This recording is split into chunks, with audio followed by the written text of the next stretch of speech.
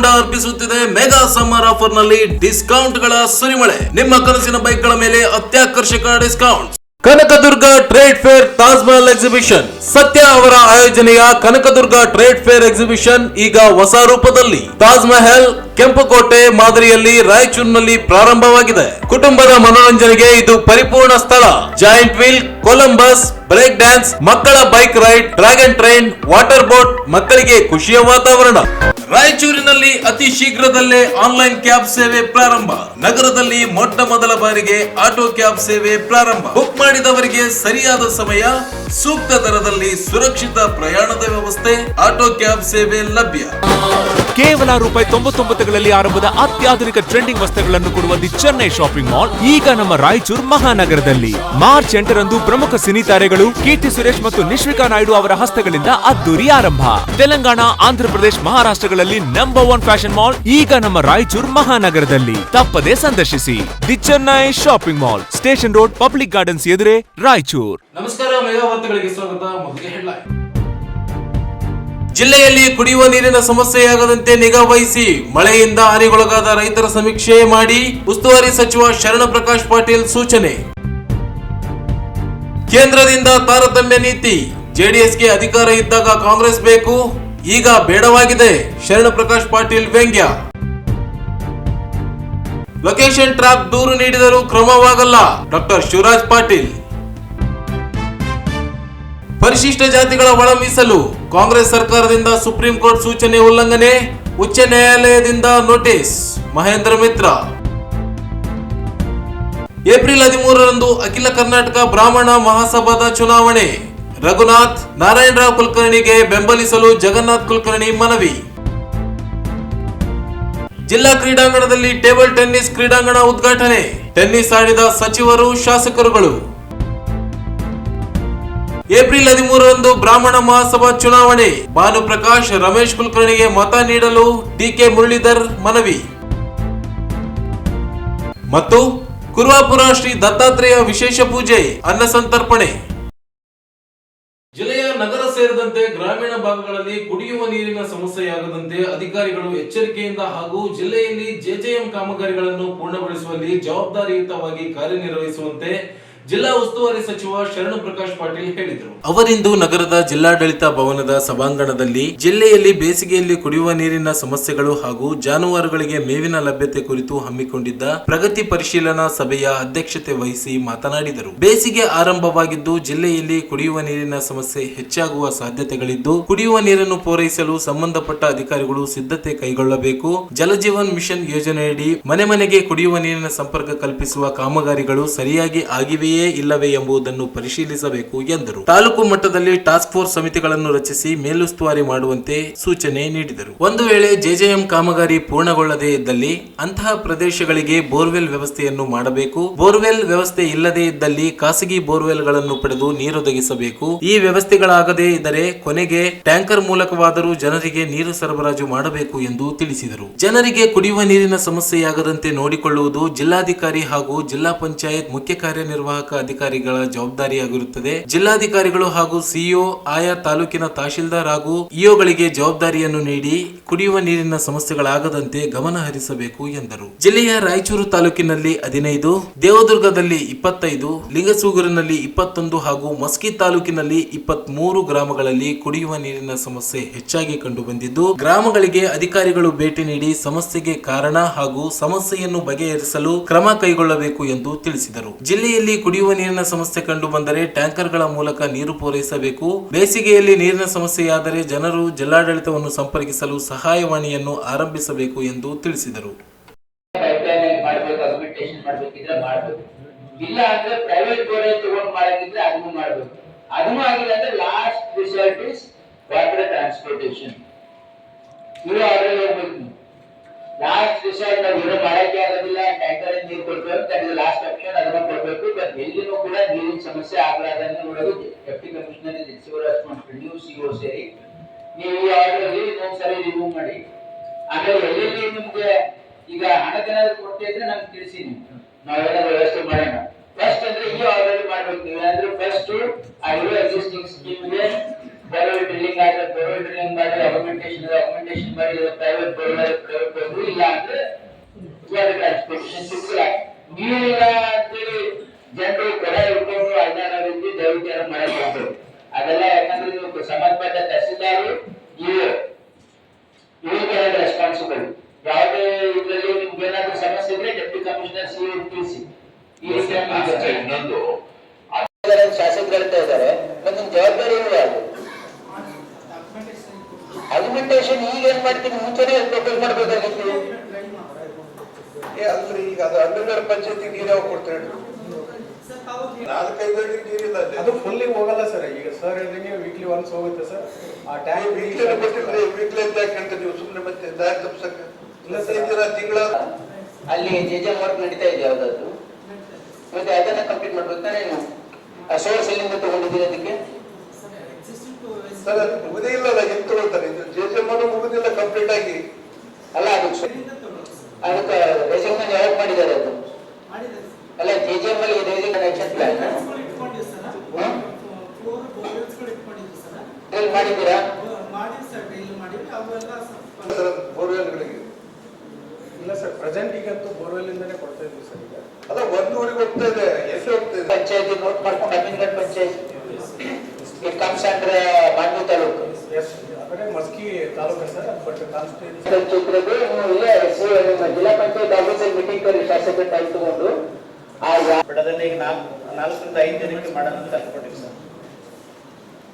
ಈಗ ಬೋರ್ವೆಲ್ಗಳು ಎಲ್ಲ. ಇದೇ ವೇಳೆ ಮಸ್ಕಿ ಶಾಸಕ ಬಸನಗೌಡ ತುರ್ವಿಯಾಳ್ ಮಾತನಾಡಿ, ಮಸ್ಕಿ ತಾಲೂಕು ವ್ಯಾಪ್ತಿಯಲ್ಲಿರುವ ಎಲ್ಲಾ ಗ್ರಾಮಗಳಲ್ಲಿ ಕುಡಿಯುವ ನೀರಿನ ಸಮಸ್ಯೆ ಹೆಚ್ಚಾಗಿದೆ. 15 ವರ್ಷದಿಂದಲೂ ಈ ಸಮಸ್ಯೆಯನ್ನು ಅಲ್ಲಿನ ಜನರು ಅನುಭವಿಸುತ್ತಿದ್ದಾರೆ. ನೀರಾವರಿ ಇಲಾಖೆಯಿಂದ ನೀರು ನಿರ್ವಹಣೆ ಸರಿಯಾಗಿ ಆಗುತ್ತಿಲ್ಲ. ಜೆಜೆಎಂ ಕಾಮಗಾರಿಗಳು ಆಗದೇ ಇದ್ದರೂ ಭಾಗಶಃ ಬಿಲ್ಲುಗಳನ್ನು ಇಲಾಖೆಯ ಅಧಿಕಾರಿಗಳು ಪಾವತಿಸಿದ್ದಾರೆ. ಇದೀಗ ಗುತ್ತಿಗೆದಾರರು ಹಣವನ್ನು ಪಡೆದು ಕಾಮಗಾರಿಯನ್ನು ಅರ್ಧಕ್ಕೆ ಬಿಟ್ಟು ಹೋಗಿದ್ದಾರೆ ಎಂದು ಆರೋಪಿಸಿದರು.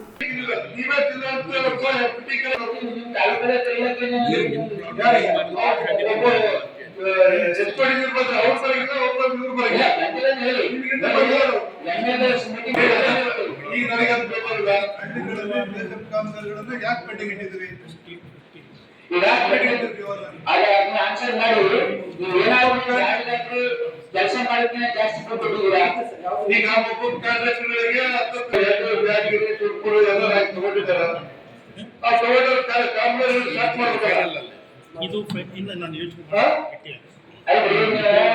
ಎಲ್ಲಾ ತಾಲೂಕಲ್ಲಿ ಅಲ್ಲಿ ಮಾಡಬೇಕು ಪ್ರೋಗ್ರೆಸ್. ರೈತರಲ್ಲಿ ಕಂಪ್ಲೀಟ್ ಆಗಿ ಈ ನೀರು ಬಂದಾದ ತಕ್ಷಣ ನೀರು ಕೊಡೋಕೆ ಸಾಧ್ಯ ಇಲ್ಲ. ಎಲ್ಲರೂ ಕೂಡ ಹಳ್ಳಿಗಳಿಗೆ ನೀರು ಹೋಗ್ತಾ ಇಲ್ಲ. ಏನ್ ಮಾಡಿದ್ದಾರೆ? ನಗರ ಶಾಸಕ ಡಾಕ್ಟರ್ ಶಿವರಾಜ್ ಪಾಟೀಲ್ ಮಾತನಾಡಿ, ಕಳೆದ 1 ವಾರದಿಂದಲೂ ರಾಯಚೂರು ನಗರದಲ್ಲಿ ಕುಡಿಯುವ ನೀರಿನ ಸಮಸ್ಯೆಯಾಗುತ್ತಿದ್ದು, ರಾಂಪುರ ಜಲಶುದ್ಧೀಕರಣ ಘಟಕದಲ್ಲಿ ಸಾಕಷ್ಟು ವಿದ್ಯುತ್ ಹಾಗೂ ತಾಂತ್ರಿಕ ಸಮಸ್ಯೆಗಳಿವೆ. ಜೊತೆಗೆ ಚಿಕ್ಕಸುಗೂರು ಐಪಿಎಸ್ ನಲ್ಲಿ 2 ಪಂಪ್ಗಳಿದ್ದು, ಒಂದು ಬಂದ್ ಇದ್ದು ಕೇವಲ 1 ಮೋಟಾರ್ನಿಂದ ನೀರನ್ನು ಪಂಪ್ ಮಾಡಲಾಗುತ್ತದೆ. ಅದು ಬಂದಾದರೆ ರಾಯಚೂರಿಗೆ 80% ನೀರಿನ ಸಮಸ್ಯೆ ಉಂಟಾಗುತ್ತದೆ ಎಂದು ತಿಳಿಸಿದರು. 100% ಅಲ್ಲಿ 75-80% ನೀರು ಫೇಲ್ಯೂರ್ ಆಗ್ತದೆ. ನಾವು ಇಮಿಡಿಯೇಟ್ ಆಗಿ ಮೀಟಿಂಗ್ ಮಾಡಿ ಅದು ಏನಾದ್ರೂ ನಾವು ಸಾಲ್ವ್ ಮಾಡಲಿಲ್ಲ ಅಂತಂದ್ರೆ ಈ ಬಿಸಿಲಿಗೆ ಆ ಪಂಪ್ ಹೀಟ್ ಆಗಿ ಯಾವಾಗ ಬ್ರೇಕ್ ಡೌನ್ ಆಗ್ತದೆ ಗೊತ್ತಿಲ್ಲ. ಸ್ಟಾರ್ಟರ್ ಇಲ್ಲ, ಟ್ರಾನ್ಸ್ಫಾರ್ಮರ್ ಇಲ್ಲ, ಪಂಪ್ ಒಂದೇ ಕೆಲಸ ಮಾಡ್ತಾ ಇದೆ. ಅದೇ ತಾವು ಈಗ ಒಂದು 5 ಕೋಟಿ ಮಾಡಿದಲ್ಲ ಸರ್, ಮಾಡಿದ ಮೇಲೇನು ಈ ಕಾಂಟ್ರಾಕ್ಟ್ ಏನಾಗ್ತದೆ ಅದನ್ನೆಲ್ಲ ಎಲೆಕ್ಷನ್ ಮಾಡೋದಕ್ಕೆ ಅದಕ್ಕೆ 40 ದಿನ ಬೇಕಂತ 40 ಡೇಸ್ ಬೇಕಂತ.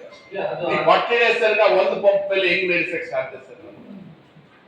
ಅಲ್ಲ ಈಗ ಸರ್ ಇದು ನಮ್ದು ಏನು ಫೈನಲ್ ಆಗಿಲ್ಲ. ಈಗ ನಾನು ಫೈನಲ್ ಮಾಡಿ ಬರ್ಕಾಟಲ್ಲಿ ಕೊಟ್ಟಿದ್ದೀವಿ ಸರ್.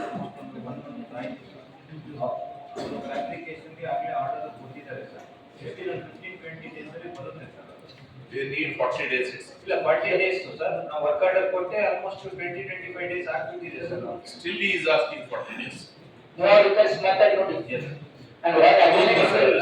ಅದೊಂದು ನೋಡಿ ಕಮಿಷನರ್ ಎಲೆಕ್ಷನ್ ಲೇಟ್ ಆದ್ರೆ ಅಟ್ಲೀಸ್ಟ್ ಯಾವ ನಮಗೆ ಸಾಮಾನುಗಳು ಸಿಗ್ತಾವ ಪುನಾದಲ್ಲಿ ಸಿಗ್ತಾವ, ಹೋಗಿ ತಗೊಂಡ್ಬಂದು ಫಿಕ್ಸ್ ಮಾಡಕ್ಕಾದ್ರೆ ಅವ್ನಿಗೆ ಕಾಂಟ್ರಾಕ್ಟರ್ಗೆ ಮತ್ತು ನಮ್ಮ ಇಂಜಿನಿಯರ್ಗೆ ಕರೆಸಿ ಪ್ರಿಯಾರಿಟಿ ಬಂದು ತಗೊಳ್ತೀವಿ.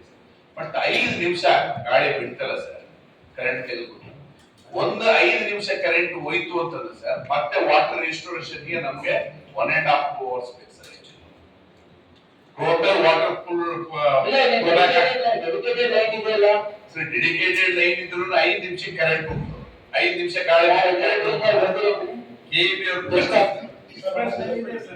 ಮಳೆಯಿಂದ ಮಸ್ಕಿ, ಸಿಂಧನೂರು ಸೇರಿದಂತೆ ಭತ್ತ ಬೆಳೆ ಹಾನಿಯಾಗಿರುವ ಕುರಿತು ಮಾಹಿತಿ ಇದ್ದು ಬೆಳೆ ಹಾನಿ ಸಮೀಕ್ಷೆ ನಡೆಸುವಂತೆ ಅಧಿಕಾರಿಗಳಿಗೆ ಸೂಚನೆ ನೀಡಿದರು. ಈ ಸಂದರ್ಭದಲ್ಲಿ ಸಣ್ಣ ನೀರಾವರಿ ವಿಜ್ಞಾನ ಮತ್ತು ತಂತ್ರಜ್ಞಾನ ಸಚಿವ ಎನ್ಎಸ್ ಬಸವರಾಜು, ಸಂಸದ ಜಿ ಕುಮಾರ್ ನಾಯಕ್, ಶಾಸಕರಾದ ಹಂಪನಗೌಡ ಬಾದರ್ಲಿ, ಅಂಪಯ್ಯ ನಾಯಕ್, ಬಸನಗೌಡ ದದ್ದಲ್, ವಿಧಾನ ಪರಿಷತ್ ಸದಸ್ಯರಾದ ಎ ವಸಂತ್ ಕುಮಾರ್, ಬಸನಗೌಡ ಬಾದರ್ಲಿ, ಎಪಿಎಂಸಿ ಅಧ್ಯಕ್ಷ ಮಲ್ಲಿಕಾರ್ಜುನ್ ಗೌಡ, ಜಿಲ್ಲಾಧಿಕಾರಿ ಕೆ ನಿತೀಶ್, ಜಿಲ್ಲಾ ಪಂಚಾಯತ್ ಸಿಇಒ ರಾಹುಲ್ ತುಕಾರಾಂ ಪಾಂಡ್ವೆ, ಎಸ್ಪಿ ಪುಟ್ಟಮಾದಯ್ಯ, ಮಹಾನಗರ ಪಾಲಿಕೆ ಆಯುಕ್ತ ಜುಬಿನ್ ಮೊಹಪಾತ್ರ ಸೇರಿದಂತೆ ಜಿಲ್ಲಾ ಮಟ್ಟದ ಅಧಿಕಾರಿಗಳು ಉಪಸ್ಥಿತರಿದ್ದರು. ಜೆಡಿಎಸ್ನಿಂದ ಸಾಕಪ್ಪ ಸಾಕು, ಕಾಂಗ್ರೆಸ್ ಸರ್ಕಾರ ಸಾಕು ಎಂಬ ಪ್ರತಿಭಟನೆಯನ್ನು ನಡೆಸಲಾಗುತ್ತಿದೆ.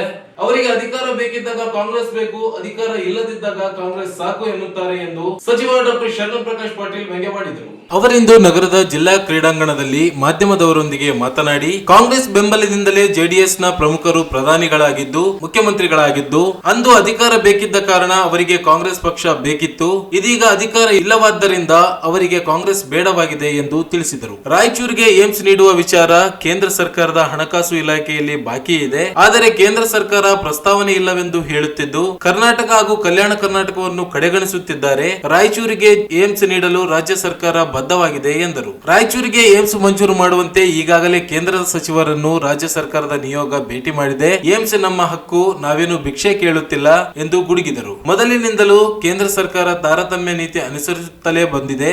ಬದ್ಧತೆ ಇದ್ದರೆ ರಾಜ್ಯಕ್ಕೆ ಏಮ್ಸ್ ಘೋಷಣೆ ಮಾಡಬೇಕು ಎಂದು ತಿಳಿಸಿದರು. ಅಭಿಯಾನ ಶುರು ಮಾಡ್ತಿದ್ದಾರೆ ಸರ್ ಇವತ್ತಿನಿಂದ, ಸಾಕಪ್ಪ ಸಾಕು ಸರ್ಕಾರ ಅಂತ. ಈಗ ನಾನು ಏನು ಹೇಳ್ಬೇಕು ಹೇಳಿ, ಇವರಿಗೆ JDS ಅವ್ರದ್ದು ಕೂಡ ಸರ್ಕಾರ ಇತ್ತು. ಹಿಂದೆ ಇವರಿಗೆ JDS ಅವರಿಗೆ ನಾವೇ ಸಪೋರ್ಟ್ ಮಾಡಿದ್ವಿ. ಇವರು ಮುಖ್ಯಮಂತ್ರಿ 2 ಸಾರಿ ಮುಖ್ಯಮಂತ್ರಿ ಕಾಂಗ್ರೆಸ್ ಸಪೋರ್ಟಿಂದನೇ ಆಗಿದ್ದು. ಇವರು ನಮ್ಮ ಸಮ್ಮಿಶ್ರ ಸರ್ಕಾರ ಇದ್ದಾಗೇ ನಮ್ಮ ಕಾಂಗ್ರೆಸ್ ಸಪೋರ್ಟಿಂದ ಪ್ರಧಾನಮಂತ್ರಿ ಆದವರು. ಇವರು ಕಾಂಗ್ರೆಸ್ ಸಾಕಪ್ಪ ಸಾಕು ಅಂದರೆ ಅಧಿಕಾರ ಅನುಭವಿಸುವಾಗ ಕಾಂಗ್ರೆಸ್ ಬೇಕು, ಅಧಿಕಾರ ಹೋದ್ಮೇಲೆ ಕಾಂಗ್ರೆಸ್ ಸಾಕು ಅಂತ ಹೇಳೋರು ಭಾಳ ಜನ ನೋಡಿದ್ದೀವಿ.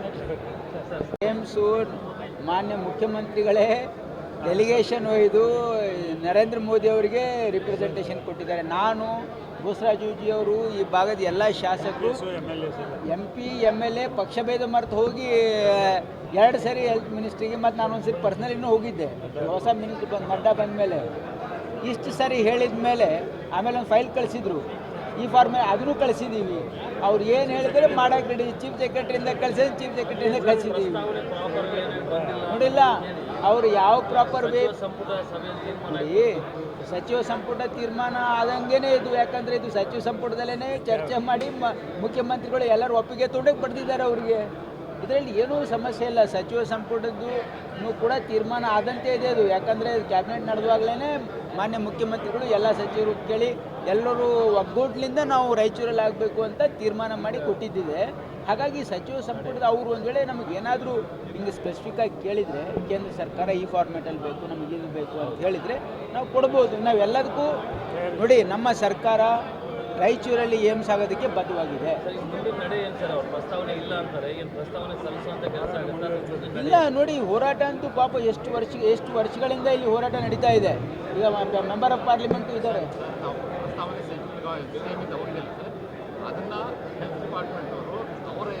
ಅಲ್ಲಲ್ಲ, ಹೆಲ್ತ್ ಡಿಪಾರ್ಟ್ಮೆಂಟಿಂದ ಅವ್ರ ನೋಡಿ, ಈಗ ಕೇಂದ್ರ ಸರ್ಕಾರ ಇಲ್ಲಿಂದ ಪ್ರಪೋಸಲ್ ಹೋದ್ಮೇಲೆ ಅವರು ಫೈನಾನ್ಸ್ ಡಿಪಾರ್ಟ್ಮೆಂಟಿಗೆ ಕಳಿಸಿದ್ದಾರೆ. ಮಾನ್ಯ ಮೆಂಬರ್ ಆಫ್ ಪಾರ್ಲಿಮೆಂಟ್ ಹೇಳ್ತಾ ಇದ್ದಾರೆ. ಅಲ್ಲಿಂದ ಅವರು ಕೇಂದ್ರ ಸರ್ಕಾರದ ಫೈನಾನ್ಸ್ ಡಿಪಾರ್ಟ್ಮೆಂಟಲ್ಲಿ ಪೆಂಡಿಂಗ್ ಇದೆ. ಉತ್ತರ ಏನು ಕೊಡ್ತಾ ಇದ್ದಾರೆ ಪಾರ್ಲಿಮೆಂಟಲ್ಲಿ, ನಮ್ಮ ಹತ್ರ ಪ್ರಸ್ತಾವನೆ ಇಲ್ಲ. ಯಾವ ಅಂದರೆ ಅವರಿಗೆ ಇನ್ನೂ ಅದ್ರ ಬಗ್ಗೆ ತೀರ್ಮಾನ ತೆಗೆದುಕೊಂಡಿಲ್ಲ, ಅವರು ಬದ್ಧತೆ ಇಲ್ಲ ಅವರು. ಈ ಭಾಗದಲ್ಲಿ ನೋಡಿ, ಒಂದು ನಡ್ಡಾ ಅವ್ರು ಲೆಟರ್ ಬರೆದಿದ್ರೆ ಏನಂದರೆ, ನಾವು ಬೇರೆ ಬೇರೆ NHM ಸ್ಕೀಮಲ್ಲಿ ಆಯ್ತು ಅದೆಲ್ಲ ನಾವು ಮಾಡ್ತೀವಿ, ಕಲ್ಯಾಣ ಕರ್ನಾಟಕ ಅಭಿವೃದ್ಧಿ ಮಂಡಳಿ ಅವರಿಂದ ನಾವು ಹೇಳಿಸಬೇಕಾಗಿಲ್ಲ. ನಾವು ಏನು ಕೇಳ್ತಾ ಇದ್ದೀವಿ, ಏಮ್ಸ್ ಕೊಡಿ ಅಂತ ಕೇಳ್ತಾ ಇದ್ದೀವಿ. ಇದು ನಮ್ಮ ಹಕ್ಕಿದು, ನಾವು ಅವ್ರಿಗೇನು ಭಿಕ್ಷೆ ಕೇಳ್ತಾ ಇಲ್ಲ. ಇದು ಕರ್ನಾಟಕ ರಾಜ್ಯದ ಹಕ್ಕಿದು.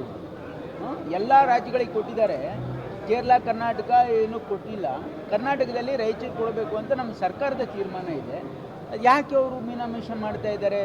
ಬಹುಶಃ ಈ ಭಾಗದ ಬಗ್ಗೆ ಕೇಂದ್ರ ಸರ್ಕಾರಕ್ಕೆ ಕರ್ನಾಟಕದ ಬಗ್ಗೆ ಭಾಳ ಒಂದು ಏನಂದರೆ ಕಡೆಗಣಿಸ್ತಾ ಇದ್ದಾರೆ, ಮಲ್ತಾಯಿ ಧೋರಣೆ ಮಾಡ್ತಾ ಇದ್ದಾರೆ.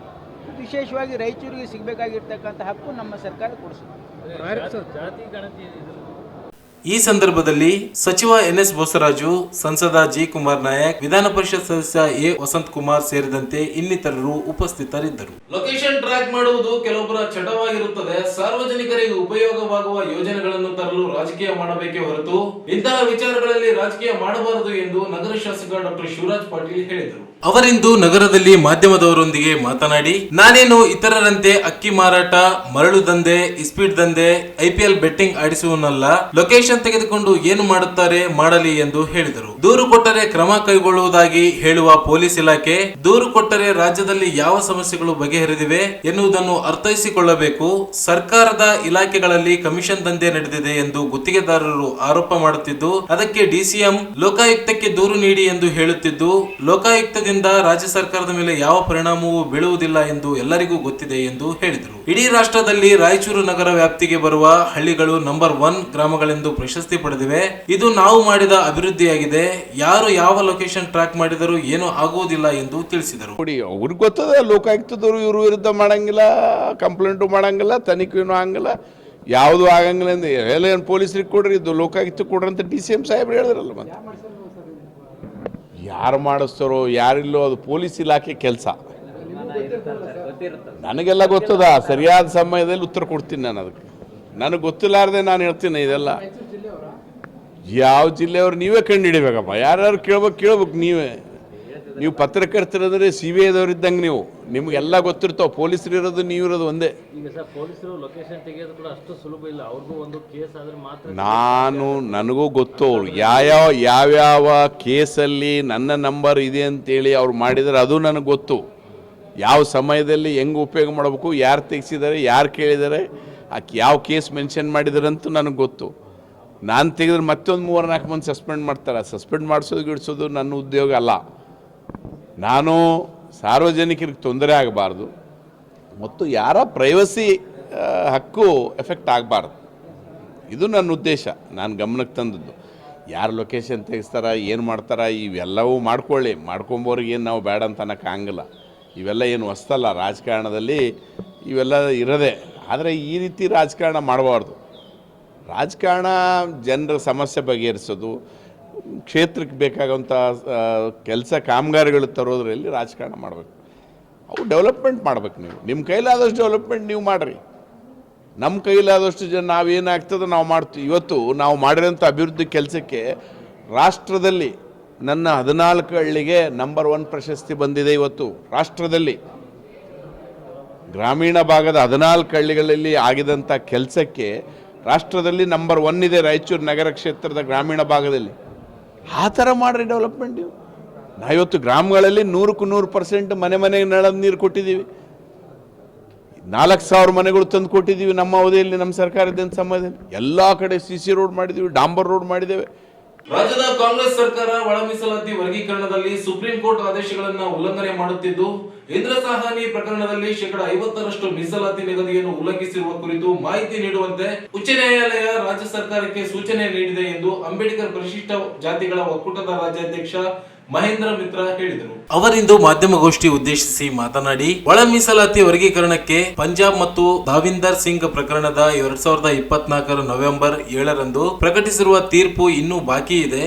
ಒಳ ಮೀಸಲಾತಿ ಹಂಚಿಕೆ ರಾಜ್ಯಗಳಿಗೆ ಅಧಿಕಾರ ನೀಡುವುದರ ಜೊತೆಗೆ ಕೆನೆಪದರ ಅನುಸರಿಸುವಂತೆ ಸೂಚಿಸಿದೆ. ಆದರೆ ರಾಜ್ಯ ಸರ್ಕಾರದ ನ್ಯಾಯಮೂರ್ತಿ ನಾಗಮೋಹನ್ ದಾಸ್ ನೇತೃತ್ವದ ಏಕಸದಸ್ಯ ಆಯೋಗ ರಚಿಸಿ ವರದಿ ಪಡೆದಿದೆ. ಕೆನೆಪದರ ಕುರಿತು ಸ್ಪಷ್ಟತೆ ಇಲ್ಲದೆ ಹೋಗಿದೆ. ಹಿಂದಿನ ಬಿಜೆಪಿ ಸರ್ಕಾರದ ಅವಧಿಯಲ್ಲಿ SC ಸಂಬಂಧಿತ ಜಾತಿಗಳಿಗೆ 17% ಮತ್ತು ಪರಿಶಿಷ್ಟ ಪಂಗಡದ ಸಂಬಂಧಿತ ಜಾತಿಗಳಿಗೆ 7% ಮೀಸಲಾತಿ ಹೆಚ್ಚಿಸಿ ಆದೇಶಿಸಿರುವುದು ಸರ್ವೋಚ್ಚ ನ್ಯಾಯಾಲಯದ 7 ಜನ ನ್ಯಾಯಮೂರ್ತಿಗಳ ಪೀಠ ನೀಡಿದ್ದ ಇಂದ್ರ ಸಹಾನಿ ಪ್ರಕರಣದ ಉಲ್ಲಂಘನೆಯಾದಂತಿದೆ. 50% ಮೀಸಲಾತಿ ಬದಲು 56% ಮೀಸಲಾತಿ ನಿಗದಿಯಾದಂತೆ ಶೈಕ್ಷಣಿಕ ಮತ್ತು ಉದ್ಯೋಗ ಮೀಸಲು ಕೊರತೆ ಕುರಿತಾಗಿ ಉಚ್ಚ ನ್ಯಾಯಾಲಯದಲ್ಲಿ ಮೀಸಲು ಹೆಚ್ಚಿಸಿರುವ ಕುರಿತು ಸಾರ್ವಜನಿಕ ಹಿತಾಸಕ್ತಿ ದೂರು ದಾಖಲಿಸಲಾಗಿದೆ ಎಂದರು. ಜಾತಿ ಆಧಾರಿತವಾಗಿ ಮೀಸಲು ಮೀಸಲು ಹಂಚಿಕೆ ಮಾಡಲು ನ್ಯಾಯಮೂರ್ತಿ ನಾಗಮೋಹನ್ ದಾಸ್ ಇವರು ಶಿಫಾರಸು ಮಾಡಿದ್ದು 4 ಗುಂಪುಗಳಾಗಿ ವಿಂಗಡಿಸಿದ್ದಾರೆ. ಗುಂಪುಗಳ ಆಧಾರದ ಮೇಲೆ ಒಳ ಮೀಸಲಾತಿ ಜಾರಿ ಮಾಡುವುದು ಸಂವಿಧಾನ 19(1) ಉಲ್ಲಂಘನೆಯಾಗಿದೆ ಎಂದು ತಿಳಿಸಿದರು. ಒಳ ಮೀಸಲಾತಿ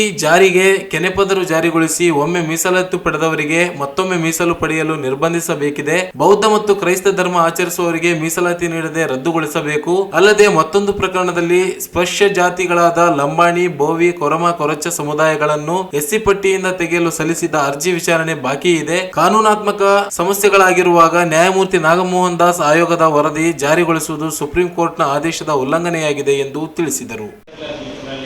ಮಂಡಲ್ ಕಮಿಷನ್ ಆಯೋಗದ ವರದಿಯ ವಿರುದ್ಧ ಏನು ಮೀಸಲಾತಿ ಪ್ರಮಾಣವನ್ನು ನಿಗದಿಪಡಿಸಿದಾಗ ಸೊ ಅದು ಶೇಕಡ 50% ಮೀರಬಾರ್ದು ಅಂತೇಳಿ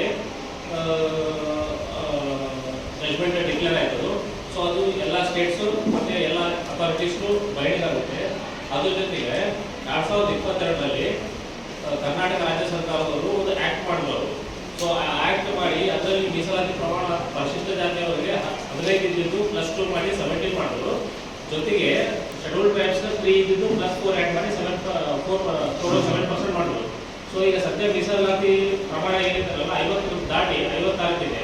ಸೊ ಇದು ನಾನು ರೆಡ್ ಪಿಟಿಷನ್ನಲ್ಲಿ ಹಾಕಿದ್ದೆ. ಸೊ 2ನೇ ತಾರೀಕಿಗೆ ಚೀಫ್ ಜಸ್ಟಿಸ್ ಕೋರ್ಟ್ನಿಂದ ಏರಿಂಗ್ ಆಯಿತು. ಏರಿಂಗ್ ಆದಮೇಲೆ ಸ್ಟೇಟ್ ಗೌರ್ಮೆಂಟ್ ಈ ಥರ ಸುಪ್ರೀಂ ಕೋರ್ಟ್ ಆರ್ಡರ್ನ ಯಾಕೆ ವೈಲೇಟ್ ಮಾಡಿದ್ದಾರೆ ಅಂತ ಹೇಳಿ ರೀಸನ್ ಕೇಳಿದ್ದಾರೆ. ಅದು 13th ಆಗಸ್ಟ್ 2025ಗೆ ರಿಪ್ಲೈ ಕೊಡಬೇಕಂತಿದೆ. ಇನ್ ಕೇಸ್ ಆ ಟೈಮ್ ಅವ್ರು ಕೊಟ್ಟಿದ್ದಾರೆ ಅಂತಂದರೆ ಸೊ ಹೈಕೋರ್ಟ್ನಿಂದ ಬಂದು ಅವರು ಅಫಿಡೇವಿಟ್ ಫೈಲ್ ಮಾಡಿ ಅಪಾಲಜಿ ಕೇಳಬಹುದು. ಮತ್ತೆ ಮೀಸಲಾತಿ ಪ್ರಮಾಣನ ಕಡಿಮೆ ಮಾಡಿಕೊಳ್ಳಿಕ್ಕೆ ಅದು ಅಂದರೆ ವಿದಿನ್ 50% ಇರಲಿಕ್ಕೆ ಅದು ಪ್ರಾವಿಷನ್ ಮಾಡಿಕೊಟ್ಟಿದ್ದಾರೆ. ಸೊ 2ನೇದೇನು ಅಂತಂದರೆ ಹೋದ ವರ್ಷ 1 ಆಗಸ್ಟ್ 2024 7 ಬೆಂಚಸ್ ಏನು ಒಪಿನಿಯನ್ ಬಂತಲ್ಲ, ಒಳ ಮೀಸಲಾತಿ ರಾಜ್ಯ ಸರ್ಕಾರಕ್ಕೆ ಮಾಡೋಕ್ಕೆ ಅಧಿಕಾರ ಇದೆ, ಜೊತೆಗೆ ಕ್ರಿಮಿಲಿಯನ್ನು ಮಾಡ್ಬೋದಂತವರು. ಆದರೆ ಇಲ್ಲಿ ರಾಜ್ಯ ಸರ್ಕಾರದವ್ರು ಏನು ಮಾಡ್ತಾ ಇದ್ದಾರೆ ಅಂತಂದರೆ ಕೇವಲ ಒಳ ಮೀಸಲಾತಿ ಮಾಡ್ತಾ ಇದ್ದಾರೆ ಹೊರತು ಕೆಲ ಪದಗಳನ್ನು ಮಾಡ್ತಾ ಇಲ್ಲ. ಸೊ ಸುಪ್ರೀಂ ಕೋರ್ಟ್ ಹೇಳಿದ್ದು 2. ಈ ಸಂದರ್ಭದಲ್ಲಿ ಹುಸೇನ್ ಬಾಷಾ, ನರ್ಸಿಂಲು ಪೊತ್ಗಲ್ ಸೇರಿದಂತೆ ಅನೇಕರು ಉಪಸ್ಥಿತರಿದ್ದರು. ಈಗ ಜಾಹೀರಾತುಗಳು.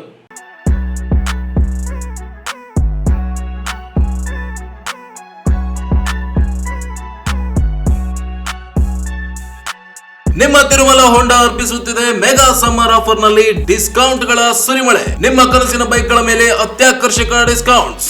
Activa 110cc, 125cc, Dio 110cc, 125cc smart key scooter ಗಳಿಗೆ 5,000 ರಿಯಾಯಿತಿ. ಶೈನ್ 100cc ಹಾಗೂ ಲಿಯೋ 110cc ಗೆ 5,000 ವರೆಗಿನ ಭಾರಿ ಡಿಸ್ಕೌಂಟ್. SP 160, ಹಾರ್ನೆಟ್ ಮತ್ತು CB 200 ಗಳ ಮೇಲೆ 15,000 ವರೆಗಿನ ಭಾರಿ ರಿಯಾಯಿತಿ. ಇದು ಕೇವಲ ಬೇಸಿಗೆ ಆಫರ್, ಲಿಮಿಟೆಡ್ ಸ್ಟಾಕ್. ತಡ ಮಾಡಬೇಡಿ. ಈ ಆಫರ್ಗಳು ರಾಯಚೂರು ಸೇರಿ ಮಾನ್ವಿ, ದೇವದುರ್ಗ, ಸಿರುವಾರ, ಗಬ್ಬೂರು ಹಾಗೂ ಪೋತ್ನಾಳ್ ಶೋರೂಮ್ ಗಳಲ್ಲಿ ಲಭ್ಯ. ಹೆಚ್ಚಿನ ಮಾಹಿತಿಗಾಗಿ ಸಂಪರ್ಕಿಸಿ ತಿರುಮಲ ಹೋಂಡಾ, ಗೋಶಾಲ ರಸ್ತೆ, ರಾಯಚೂರು. ಮೊಬೈಲ್ ಸಂಖ್ಯೆ 9443838032.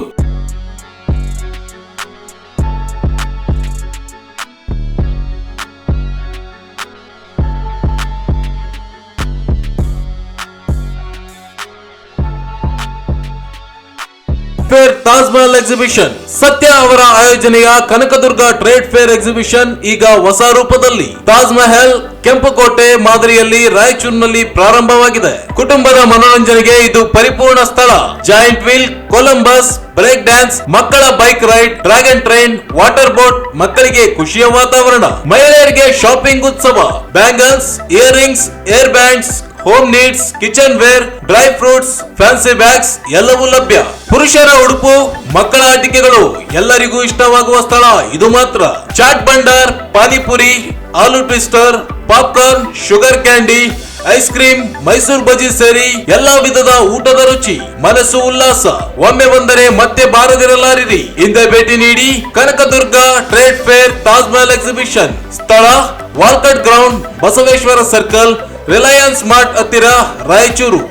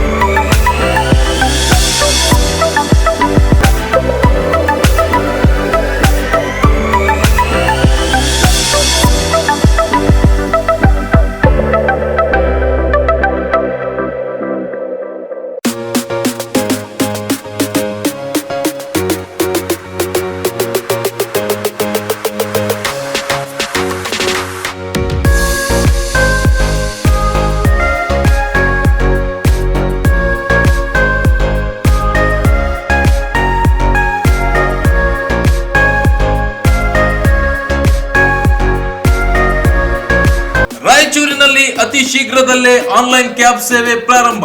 ನಗರದಲ್ಲಿ ಮೊಟ್ಟ ಮೊದಲ ಬಾರಿಗೆ ಆಟೋ ಕ್ಯಾಬ್ ಸೇವೆ ಪ್ರಾರಂಭ. ಬುಕ್ ಮಾಡಿದವರಿಗೆ ಸರಿಯಾದ ಸಮಯ, ಸೂಕ್ತ ದರದಲ್ಲಿ ಸುರಕ್ಷಿತ ಪ್ರಯಾಣದ ವ್ಯವಸ್ಥೆ, ಆಟೋ ಕ್ಯಾಬ್ ಸೇವೆ ಲಭ್ಯ. 369 ಕ್ಯಾಬ್ ಸೇವೆ ಶೀಘ್ರದಲ್ಲೇ ನಿಮ್ಮ ಮನೆ ಬಾಗಿಲಿಗೆ. ಗೂಗಲ್ ಪ್ಲೇ ಸ್ಟೋರ್ ನಿಂದ 369 ಕ್ಯಾಬ್ ಆಪ್ ಅನ್ನು ಈಗಲೇ ಡೌನ್ಲೋಡ್ ಮಾಡಿಕೊಂಡು ಗ್ರಾಹಕರು ಈ ಸೇವೆಯನ್ನು ಸದುಪಯೋಗ ಪಡೆದುಕೊಳ್ಳಿ.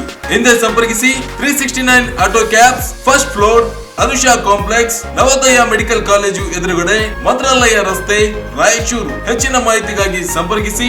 ಮೊಬೈಲ್ ಸಂಖ್ಯೆ 988 697 5566.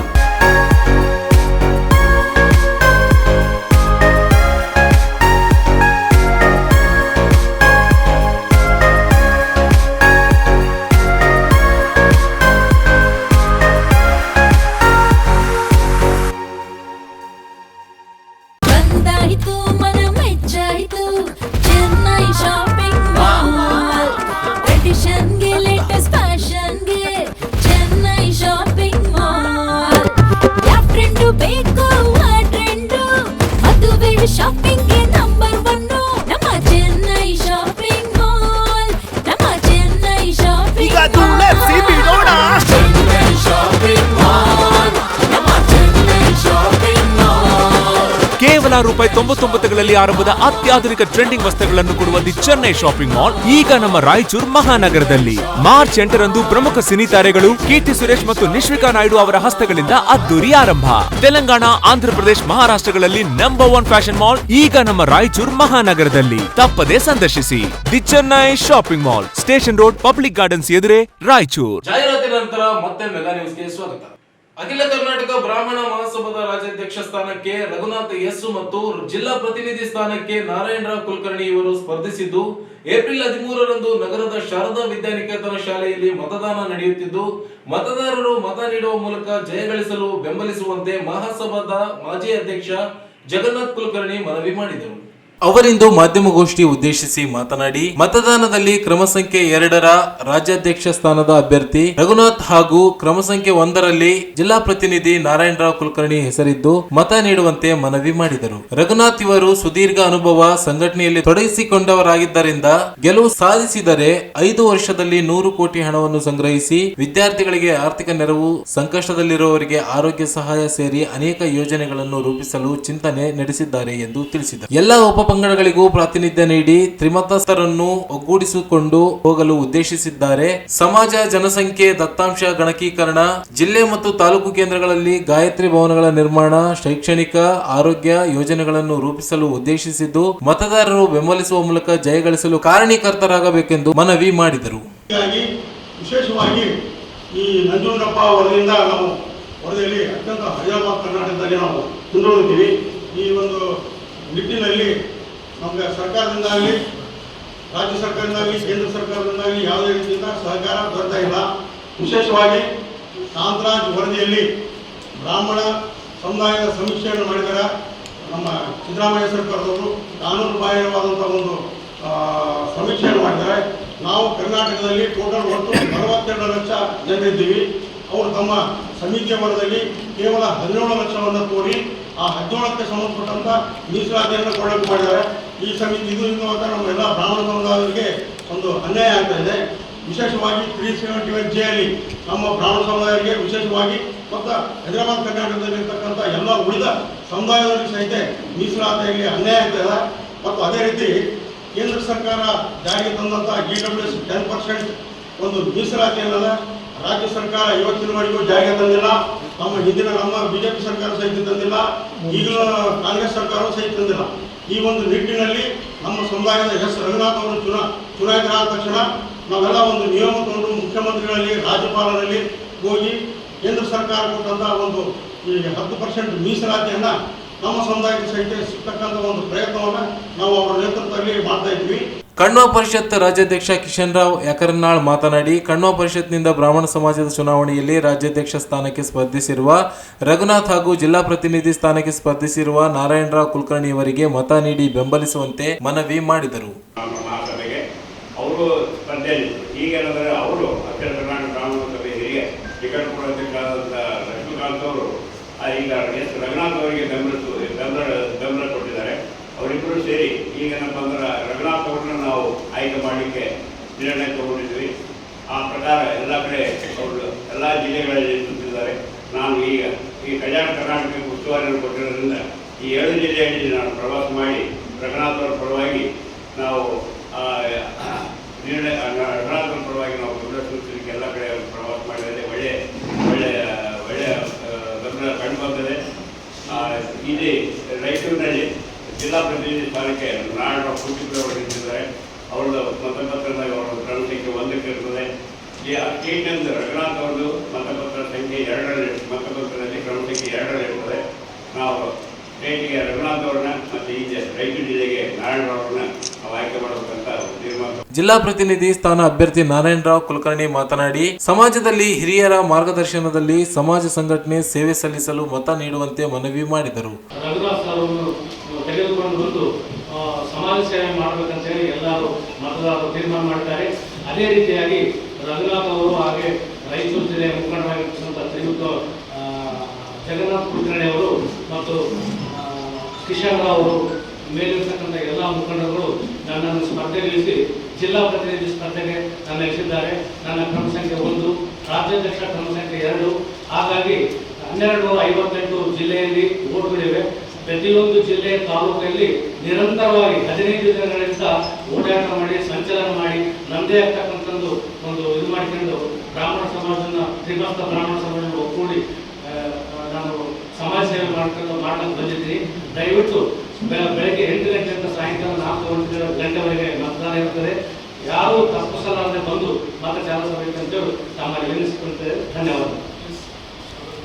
ಈ ಸಂದರ್ಭದಲ್ಲಿ ಗೋವಿಂದರಾವ್, ಪ್ರಸನ್ನ ಆಲಂಪಲ್ಲಿ, ಗೋಪಾಲಕೃಷ್ಣ ತಟ್ಟಿ, ರಮೇಶ್ ಆಚಾರ್ಯ ಬಾದರ್ಲಿ, ಕೃಷ್ಣರಾವ್ ತಿಂತಿಣಿ, ಮುರಳೀಧರ್ ಸೇರಿದಂತೆ ಇನ್ನಿತರರು ಉಪಸ್ಥಿತರಿದ್ದರು. ನಗರದ ಮಹಾತ್ಮ ಗಾಂಧಿ ಕ್ರೀಡಾಂಗಣದಲ್ಲಿ ನೂತನವಾಗಿ ನಿರ್ಮಿಸಲಾಗಿರುವ ಟೇಬಲ್ ಟೆನ್ನಿಸ್ ಕೋರ್ಟ್ ಅನ್ನು ಜಿಲ್ಲಾ ಉಸ್ತುವಾರಿ ಸಚಿವ ಹಾಗೂ ವೈದ್ಯಕೀಯ ಶಿಕ್ಷಣ ಸಚಿವ ಡಾಕ್ಟರ್ ಶರಣಪ್ರಕಾಶ್ ಪಾಟೀಲ್ ಉದ್ಘಾಟಿಸಿದರು.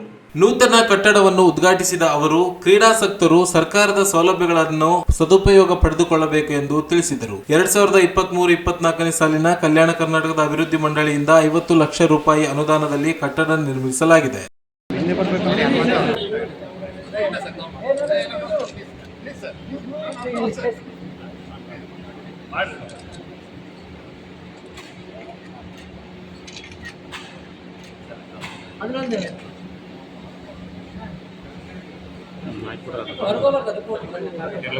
ಮುಂದಕ್ಕೆ ಹೋದ್ರೆ ಯಾರು ಹಣ ಬರ್ತಾರೆ ಬಂದ್ರ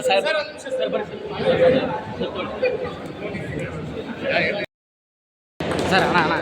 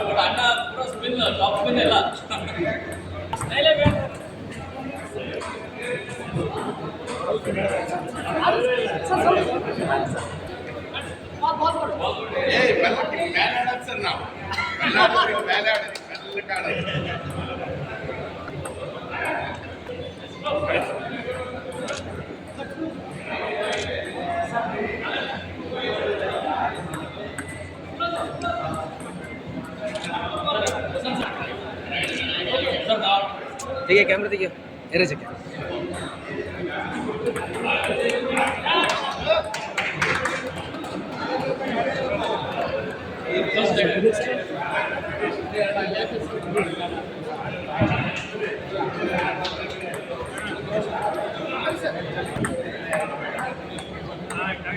ಈ 12 ಗಂಟೆಗೆ ಬರ್ತಾರೆ ಇಲ್ಲೇ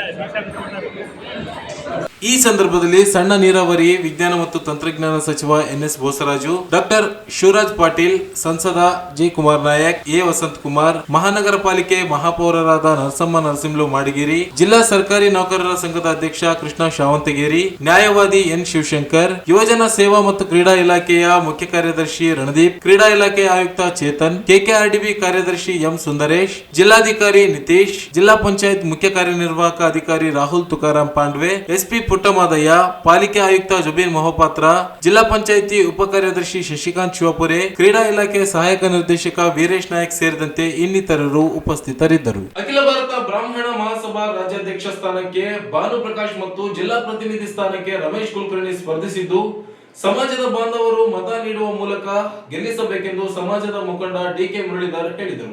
ಅವರಿಂದು ಮಾಧ್ಯಮಗೋಷ್ಠಿ ಉದ್ದೇಶಿಸಿ ಮಾತನಾಡಿ, ರಾಜ್ಯಾಧ್ಯಕ್ಷ ಸ್ಥಾನಕ್ಕೆ ಸ್ಪರ್ಧಿಸಿರುವ ಭಾನುಪ್ರಕಾಶ್ ಇವರಿಗೆ ಹಿರಿಯ ನ್ಯಾಯವಾದಿಗಳಾಗಿರುವ ಹಾರ್ನಹಳ್ಳಿ ಅಶೋಕ್ ಇವರು ಬೆಂಬಲಿಸಿದ್ದಾರೆ. ಸಮಾಜದ ಸಂಘಟನೆ ಬೆಳವಣಿಗೆ ನಿರಂತರ ತೊಡಗಿಸಿಕೊಂಡಿರುವ ಭಾನುಪ್ರಕಾಶ್ ಇವರಿಗೆ ಮತ ನೀಡಬೇಕೆಂದು, ಅದೇ ರೀತಿ ಯುವ ಮುಖಂಡ ರಮೇಶ್ ಕುಲಕರ್ಣಿ ಇವರು ಜಿಲ್ಲಾ ಪ್ರತಿನಿಧಿ ಸ್ಥಾನಕ್ಕೆ ಸ್ಪರ್ಧಿಸಿದ್ದು ಅವಕಾಶ ನೀಡಲು ಬೆಂಬಲಿಸುವಂತೆ ಮನವಿ ಮಾಡಿದರು.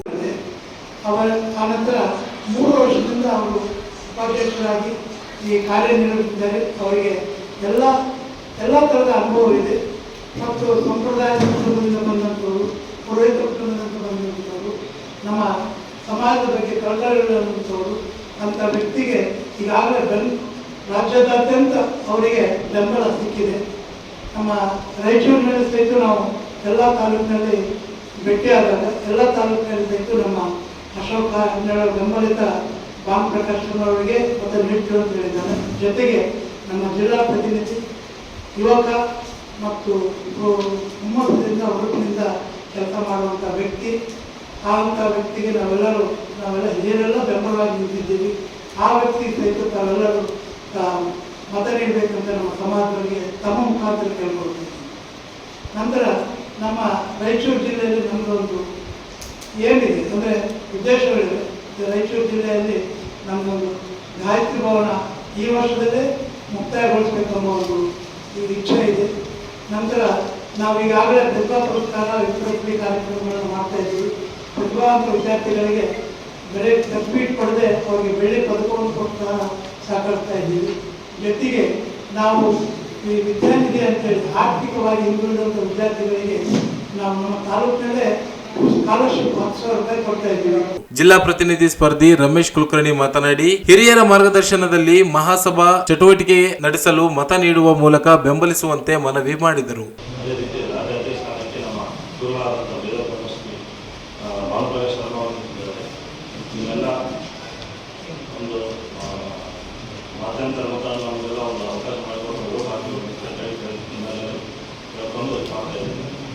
ಮಾಡಿ ಒಂದು ಅವಕಾಶ ಮಾಡಿಕೊಡ್ತಾರೆ. ನಮ್ಮ ಮುರುಗೇನವರು, ಆನಂದವರು ಆಗಿದ್ದರಿಂದ ಕೊಟ್ಟಿದ್ದಾರೆ, ಒಂದು ಅವಕಾಶ ಮಾಡಿಕೊಡ್ತಾರೆ. ಅವರೆಲ್ಲ ಮಾರ್ಗದರ್ಶನ ನಾವು ಮುಂದೆ ಯುವಕರು ಸಮಾಜ ಒಂದು ಅವಕಾಶ ಮಾಡಿಕೊಡ್ತಾರೆ. ಸಮಾಜ ಸೇವೆ ಮಾಡಬೇಕು, ನಿಮ್ಮೆಲ್ಲ ಮಾಧ್ಯಮ ಮುಖಾಂತರ ಒಂದು ಸೇವೆ ಮಾಡಲಿಕ್ಕೆ ಒಂದು ಇವೆಲ್ಲ ಇದು ಮಾಡಬೇಕು. ಧನ್ಯವಾದ. ಈ ಸಂದರ್ಭದಲ್ಲಿ ಡಾಕ್ಟರ್ ಆನಂದ್ ಫಡ್ನೀಸ್, ಪ್ರಾಣೇಶ್ ಮುತಾಲಿಕ್, ರಾಮರಾವ್ ಗಣೇಕಲ್, ರಾಘವೇಂದ್ರ ಚೂಡಾಮಣಿ, ಡಾಕ್ಟರ್ ರವಿ ಮಜಾಮ್ದಾರ್, ಪ್ರಹ್ಲಾದ್ ರಾವ್ ಕಲ್ಮಲ, ವಿಜಯರಾವ್ ಸೇರಿದಂತೆ ಇನ್ನಿತರರು ಉಪಸ್ಥಿತರಿದ್ದರು. ತಾಲೂಕಿನ ಕುರುವಾಪುರ ಶ್ರೀ ದತ್ತಾತ್ರೇಯ ದೇವಸ್ಥಾನದಲ್ಲಿ ದವನ ಹುಣ್ಣಿಮೆ ಅಂಗವಾಗಿ ವಿಶೇಷ ಪೂಜೆ ಹಾಗೂ ಅನ್ನ ಸಂತರ್ಪಣೆ ಕಾರ್ಯಕ್ರಮಗಳು ಜರುಗಿದವು. ನಾಗಾರ್ಜುನ ರೆಡ್ಡಿ ನೇತೃತ್ವದಲ್ಲಿ ಬೆಳಗ್ಗೆಯಿಂದ ವಿಶೇಷ ಪೂಜಾ ಕಾರ್ಯಕ್ರಮಗಳು ನಡೆದವು. ಗ್ರಾಮದಲ್ಲಿ ಮೆರವಣಿಗೆ ನಡೆಸಿ ನಂತರ ದೇವಸ್ಥಾನದಲ್ಲಿ ಪೂಜಾ ಕಾರ್ಯಕ್ರಮಗಳು ನಡೆಸಲಾಯಿತು. ರಾಜ್ಯ ಸೇರಿದಂತೆ ವಿವಿಧ ರಾಜ್ಯ ಜಿಲ್ಲೆಗಳಿಂದ ಆಗಮಿಸಿದ ಭಕ್ತರು ಭಾಗಿಯಾದರು. ನಾಗಾರ್ಜುನ ರೆಡ್ಡಿ, ಅನುಮೇಶ್, ಅಮಾನ್ ಸೇರಿದಂತೆ ಅನೇಕ ಗಣ್ಯರು ಭಕ್ತರು ಭಾಗವಹಿಸಿದ್ದರು.